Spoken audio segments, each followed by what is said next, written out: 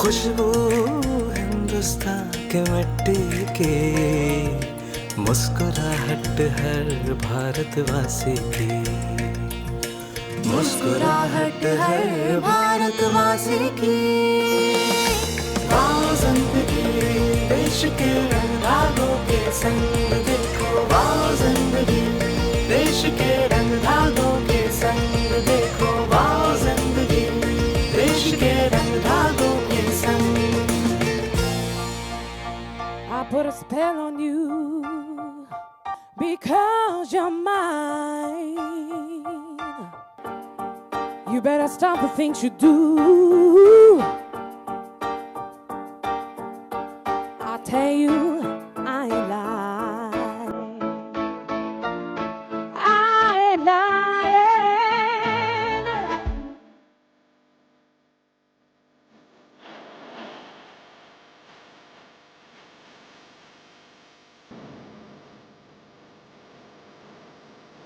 Ladies and gentlemen, Dolly J.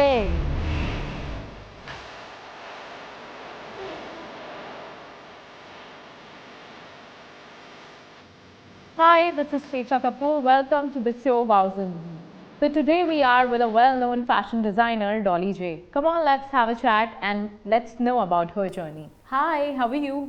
Very well, hi. First of all, we would love to know about your journey and how you started Dolly J. What was your idea to set it up? मैं बचपन से ही अपनी माँ के fashion house में उनको मदद करती थी, उनके संग काम करती थी। सो मेरा इंटरेस्ट इस फील्ड में हर समय से था, और जब अपने माँ के संग जाती थी अलग अलग लोकेशंस पे या उनके फैक्ट्री में, उनके लिए स्केच करना, उनके लिए खाके बनाना, मैंने मुझे नहीं पता था मैं ये प्रोफेशनली करूँगी, बट मुझे मज़ा आता था ये काम करके।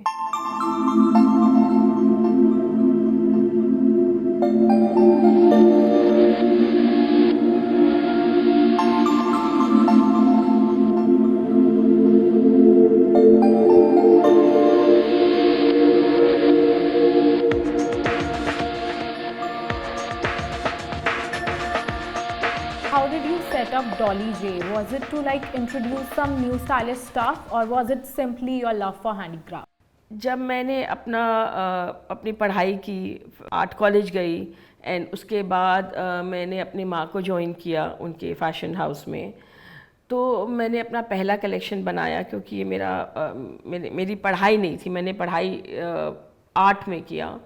तो मैं ऐसे एक बार एक कलेक्शन मैंने बनाया उनके लिए और वो लोगों को बहुत पसंद आया, तो उससे मुझे बहुत कॉन्फिडेंस मिला एंड मैंने सोचा कि ओके, ये मैं बहुत अच्छे से कर सकती हूँ। और मैंने उसी समय अपना एक लेबल निकाला, और उस लेबल को आगे बढ़ाने के लिए मैंने सोचा कि मैं दुनिया तक अपना काम को पहुँचाना चाहती थी, और उसके लिए मैं फैशन वीक मैंने ज्वाइन किया, और उसके बाद शोज़ पे शोज़ होते रहे।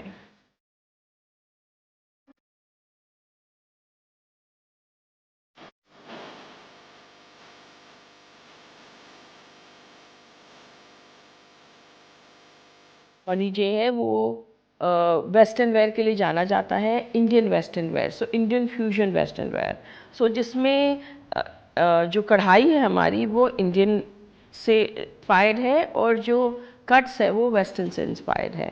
सो we make Indo western wear, we are known for our gowns, we are known for our Indian lehengas, जो भी हमारे हिंदुस्तान में शादियों में हर फंक्शनों में जो कपड़े यूज़ होते हैं हम वो बनाते हैं।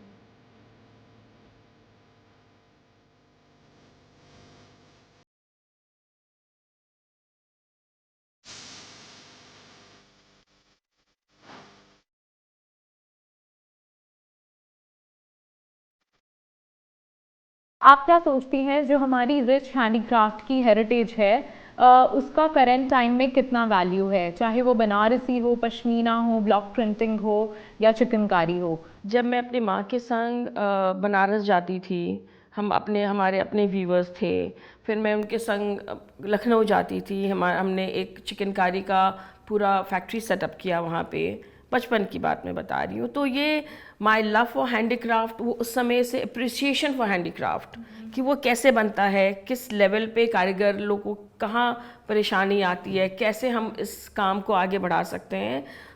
ये हैंडीक्राफ्ट हमारा इतना रिच है, कितना भी हम उस पर काम कर लें वो कम है।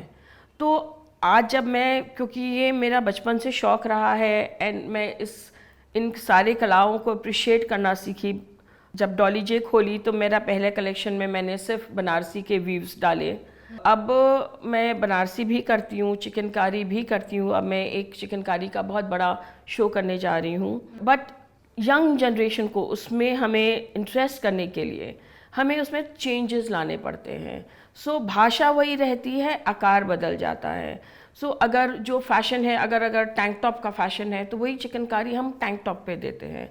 अगर जैकेट्स का फैशन है तो वही चिकनकारी हम जैकेट्स में देते हैं।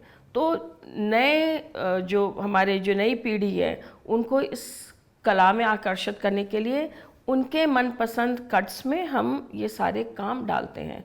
एंड बीच में लोगों को कम समझ में आने लगा था इंडियन हैंडीक्राफ्ट, बिकॉज हम बाहर की दुनिया से बहुत ज़्यादा इन्फ्लुएंस हो रहे थे।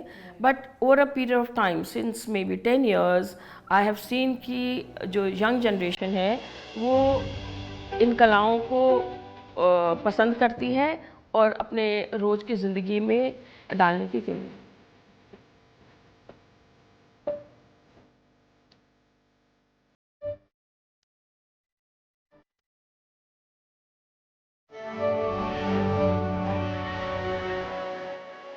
So what do you think कि Gen X in traditional outfits को कितना वैल्यू देते हैं?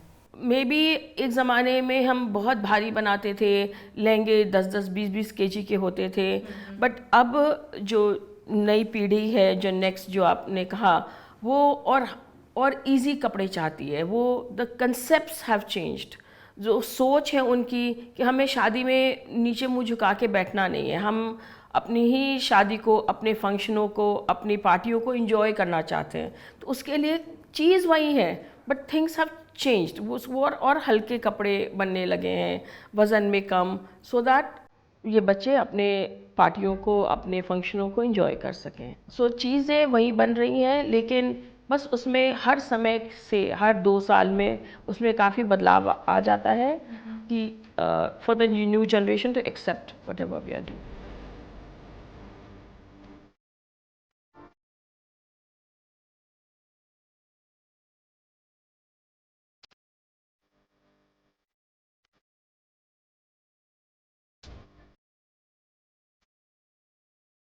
Are you like more focused towards traditional styles and weaving techniques, या आप न्यू एक्सपेरिमेंट्स और इनोवेशन पर ज़्यादा ध्यान देते हो? मैं बचपन से मैं अपनी माँ के संग बनारस जाती थी, कभी लखनऊ जाती थी, हमारे बनारस के अपने वीवर्स थे। सो ये जो interest in Indian art form है, टेक्निकलिटीज़ है, इसमें मुझे बहुत इंटरेस्ट है। तो और नई पीढ़ी को अट्रैक्ट करने के लिए हमें new innovations, new techniques, new fabrics जो हमारे फ्रांस में बनते हैं, कुछ न्यू फैब्रिक्स हमारे वीवर्स बनारस में बनाते हैं। तो ये इनोवेशन ही फैशन वर्ल्ड का नियम है। तो हम हर सीज़न, हर साल कुछ नया फैब्रिक में हुआ या कढ़ाई में हुआ, एक नया चीज़ को लाने की कोशिश करते हैं। और क्योंकि मेरा इंटरेस्ट रहा है बचपन से इंडियन आर्ट फॉर्म में, वो हम हर समय कहीं ना कहीं जोड़ने की कोशिश करते हैं। तो हमारा कढ़ाई जितने भी हम एम्ब्रॉयडरीज करते हैं वो हम इंडियन से इंस्पायर करते हैं, और जब हम कट्स देते हैं वो हम वेस्टर्न वर्ल्ड से इंस्पायर होकर करते हैं।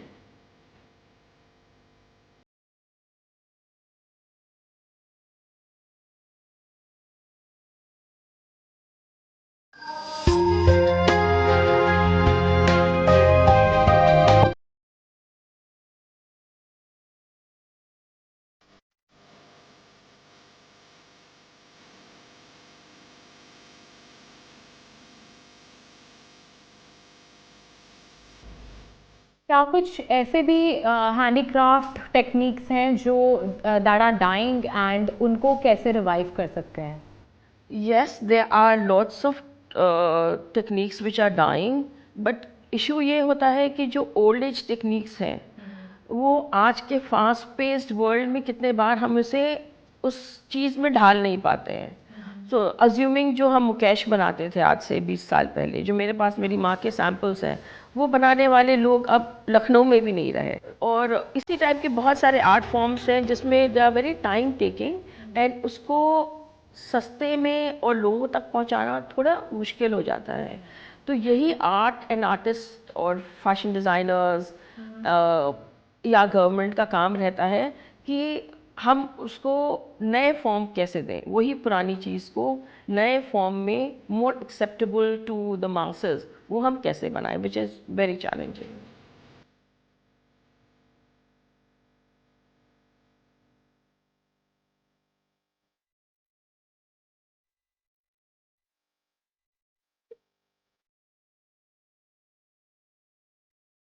So, how do you or say label Dolly J contribute towards the local handicrafts and the people who are working towards handicrafts contribute to our country?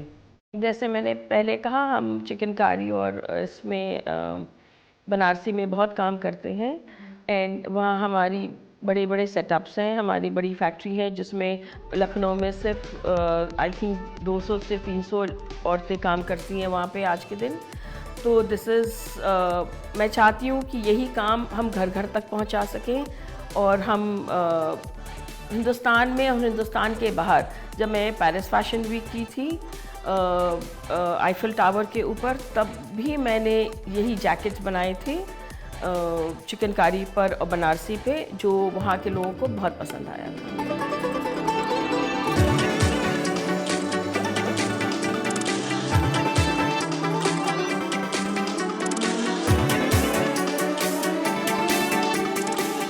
Today, people are searching for, outfits for themselves that fit their shape and their size. So, what do you have to say about that?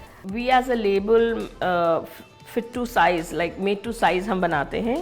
So हमारे पास जो भी any size that come to us, हम उसके हिसाब से, उनके नाप से उनका कपड़े बनाते हैं।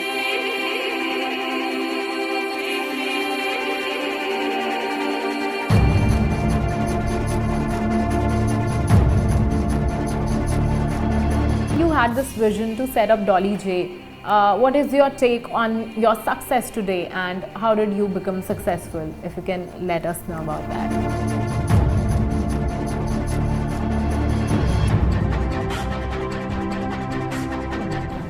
एक सपना था मेरा और मुझे लगता था मैं अपने डिज़ाइन दुनिया तक पहुंचाऊं, और उसके लिए मुझे FDCI ने काफ़ी मदद की एंड जो हमारा फैशन वीक ऑर्गेनाइजेशन है जिसे मैंने ज्वाइन किया।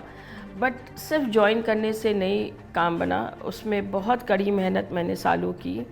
और एक विज़न होता है, एक विज़न होना बहुत ज़रूरी होता है कि आप अपने आप को कहाँ देखना है चाहते हो, आप अपने आप से क्या एक्सपेक्ट करते हो और उसके प्रति काम करना।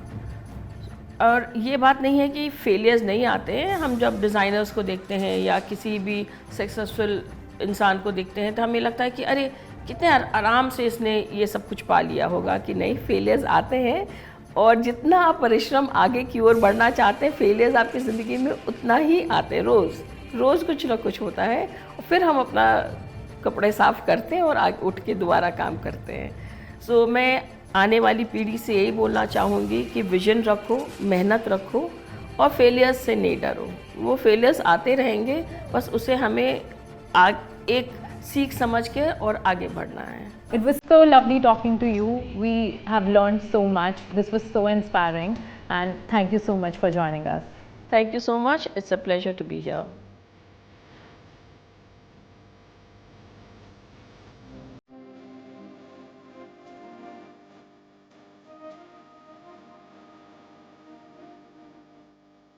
लगता है अभी जो हमने आपको सुनाया, दिखाया, you just want to know more about these choices, don't you?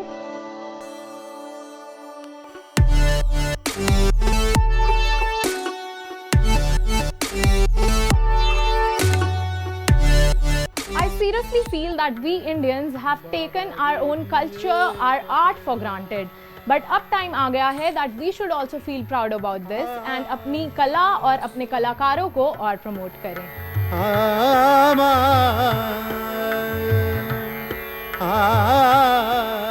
कबीरा खड़ा बाजार में मांगे सबकी खैर, ना काहू से दोस्ती ना काहू से बैर। बनारस एक अद्भुत नगरी, इतनी सारी कलाओं का यहाँ पे जन्म हुआ है।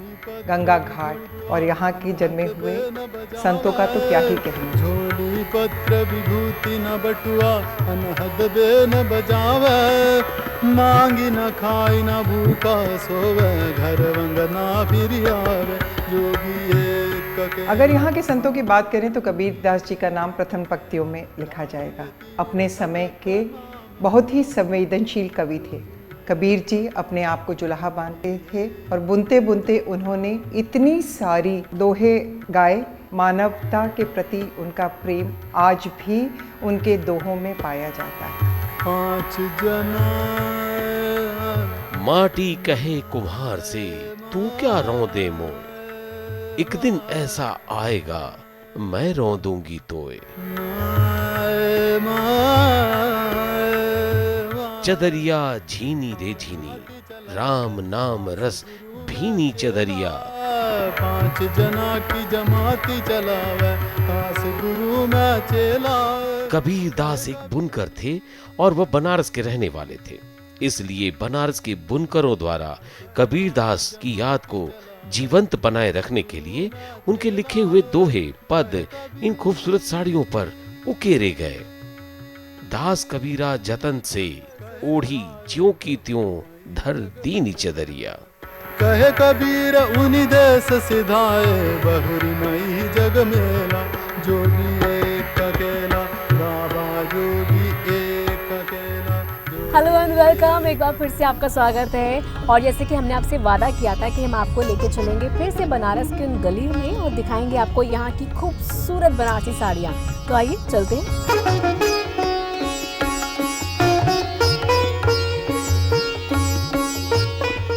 हसीन सबको बनाए बनारसी साड़ी, सभी का हुस्न बढ़ाए बनारसी साड़ी। है आरज़ू तो सभी की कि ज़ेब तन कर लें, खुशा नसीब जो पाए बनारसी साड़ी।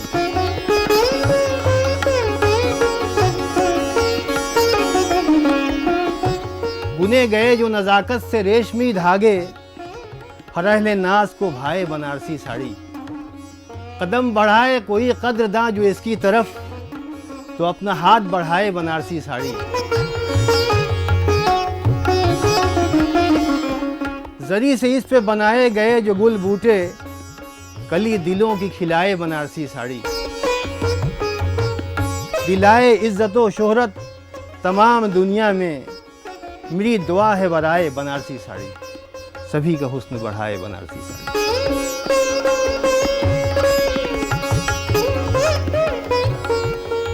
बनारसी साड़ी में उनकी एक झलक क्या देखी, इन पलकों ने झपकना बंद कर दिया। कुछ ऐसा ही होता है जब बनारसी साड़ी में लिपटी अपने फेवरेट सेलिब्रिटीज़ को हम देखते हैं। लेकिन क्या आपने कभी सोचा है वो साड़ियाँ उन तक पहुँचती कैसे हैं? ये आज हम आपको बताएंगे, क्योंकि आज हमारे साथ है आलम बनारसी जी। बहुत बहुत स्वागत है आपका। बहुत बहुत शुक्रिया। मेरे परदादा अब्दुल गफूर साहब उनका नाम था जी, और बाबू खमसा के नाम से उनको बनारस में लोग जानते थे।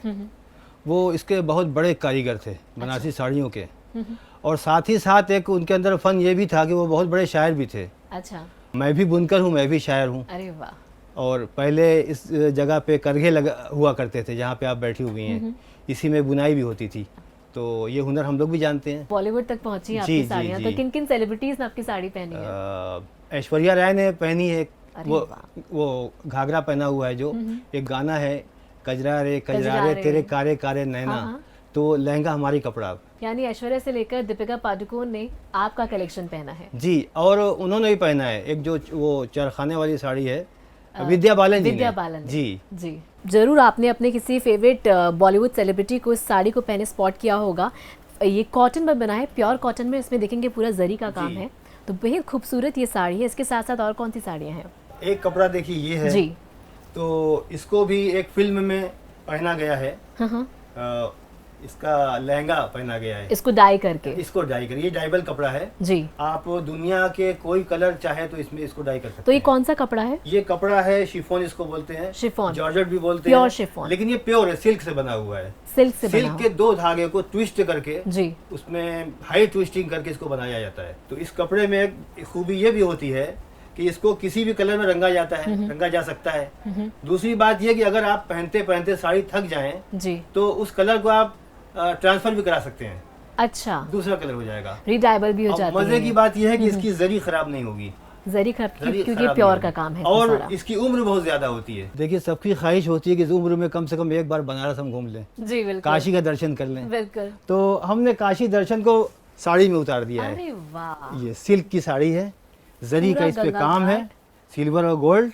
वाह। ये गंगा है, हाँ। नदी, और ये मंदिर टेम्पल है। हाँ। और इसमें भी देखा जाए तो पूरा गंगा घाट जी, का काशी आप दर्शन, इसमें काशी दर्शन एक तरह आप से, कर हाँ, सकते हैं। काशी तो दर्शन ये है, बेहद जी। खूबसूरत साड़ी है और जी। बहुत यूनिक ये साड़ी जी, है, काशी बनारसी दर्शन है। साड़ी है। इसमें एक धागा वो सिल्क है और एक धागा कॉटन है। वाह, आप देखेंगे गंगा घाट, मतलब जो पूरा घाट है वो आपको इसमें देखने को मिलेगा, डिजिटल प्रिंटिंग के साथ है। बहुत तो ये खूबसूरत गर्मियों के साड़ी है। मौसम के लिए बहुत अच्छा कपड़ा होता तभी है। इसमें इतने ठंडे कलरों का भी इस्तेमाल जी, किया जी, गया है, जी। तो बहुत खूबसूरत ये साड़ी है।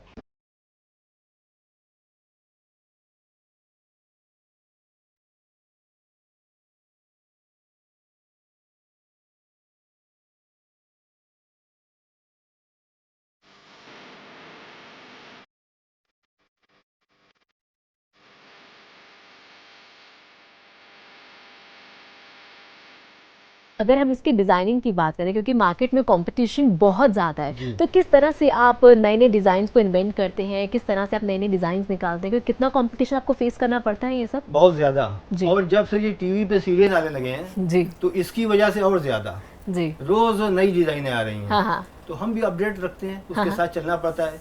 जमाने के साथ जाहिर सी बात है कि आप नहीं चलेंगे तो पीछे रह जाएंगे। बिल्कुल सही तो बात हमको है। वो करना पड़ता है।